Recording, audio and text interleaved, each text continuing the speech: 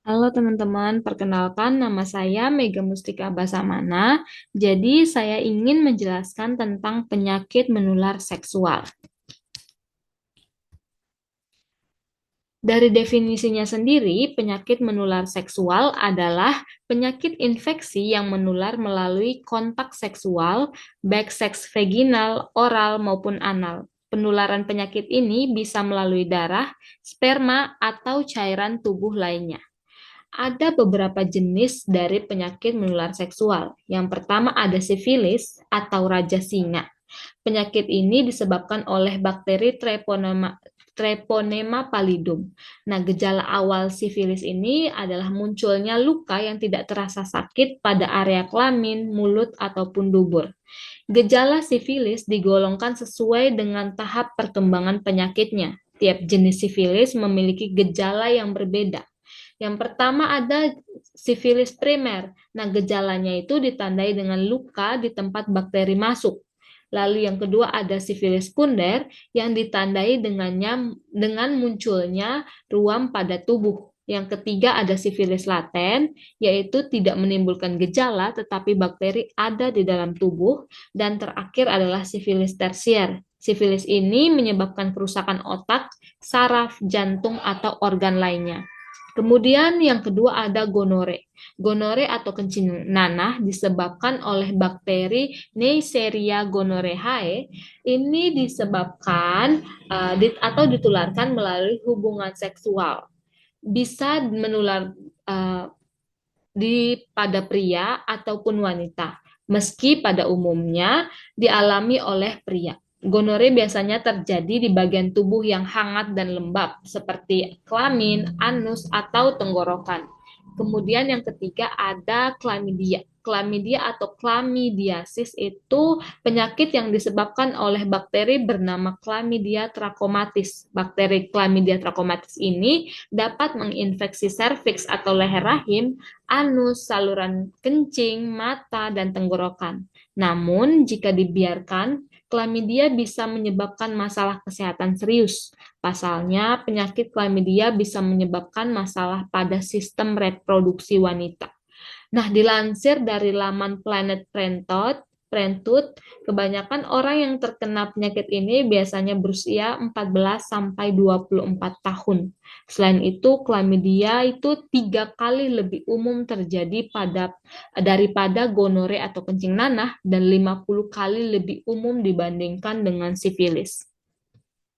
Kemudian yang keempat ada kutil kelamin. Kutil kelamin adalah benjolan kecil yang tumbuh di area kelamin atau anus akibat infeksi HPV atau Human Papillomavirus. Nah, kutil kelamin berbeda dengan kutil yang tumbuh di bagian tubuh lainnya karena kondisi ini merupakan salah satu jenis infeksi menular seksual. Kutil kelamin atau kondiloma acuminata ditularkan melalui hubungan seksual dengan penderitanya, baik melalui vagina, mulut, ataupun dubur. Umumnya, kutil kelamin muncul beberapa bulan setelah berhubungan seksual dengan penderita infeksi HPV. Namun, kutil kelamin juga bisa muncul setelah bertahun-tahun atau bahkan tidak muncul sama sekali. Kemudian yang kelima ada HIV atau Human Immunodeficiency Virus. Virus ini merusak sistem kekebalan tubuh dan menghancurkan sel CD4. Jika makin banyak sel CD4 yang hancur, daya tahan tubuh akan semakin melemah hingga rentan diserang berbagai penyakit. HIV yang tidak segera ditangani akan berkembang menjadi kondisi yang sangat serius yang disebut AIDS atau Acute Immunodeficiency Syndrome. AIDS sendiri adalah stadium akhir dari HIV. Pada tahap ini, kemampuan tubuh untuk melawan infeksi sudah hilang sepenuhnya. Penularan HIV terjadi melalui kontak dengan cairan tubuh penderita seperti darah, sperma, cairan vagina, cairan anus, serta ASI.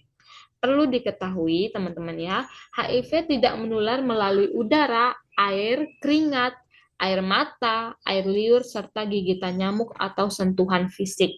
HIV sendiri akan terus berlangsung seumur hidup jika telah menderitanya. HIV akan menetap di dalam tubuh penderita seumur hidupnya. Kemudian yang terakhir ada herpes genital. Herpes kelamin atau herpes genital adalah penyakit menular seksual pada pria dan wanita yang ditandai dengan luka lepuh di area kelamin. Namun, herpes genital juga terkadang tidak menimbulkan gejala apapun sehingga kondisi ini sering tidak disadari oleh penderitanya. Penyakit herpes genital ini disebabkan oleh infeksi virus herpes. Nah, penyakit ini ditularkan melalui hubungan seksual dan bisa ditularkan dari ibu hamil ke janinnya. Herpes genital sering tidak menimbulkan gejala. Jika muncul, keluhannya adalah luka lepuh di area kelamin yang disertai rasa sakit dan gatal. Gejala ini biasanya kambuh beberapa kali dalam setahun, namun sering seiring terbentuknya sistem kekebalan tubuh terhadap virus herpes ini, frekuensi kekambuhan akan berkurang. Jika dibiarkan, herpes genital atau herpes kelamin ini dapat menyebabkan komplikasi lain yang berbahaya. Selain penyakit seksual lain seperti HIV, penderita herpes genital juga dapat terkena peradangan pada ujung usus besar atau rektum dan kandung kemih. Kemudian ada faktor resiko dari penyakit menular seksual ini. Faktor resiko itu seperti faktor-faktor yang mungkin menyebabkan terjadinya penyakit menular seksual. Yang pertama ada melakukan hubungan seks tanpa kondom. Yang kedua memiliki banyak pasangan seksual atau bergonta-ganti pasangan.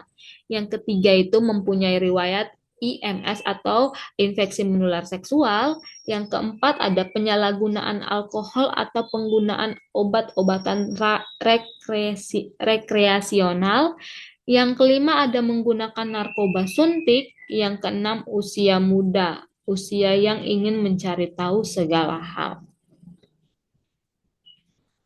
Selanjutnya ada gejala penyakit menular seksual. Yang pertama mengalami perubahan pada urin. Kedua, rasa nyeri selama berhubungan seks. Ketiga, kutil atau memar.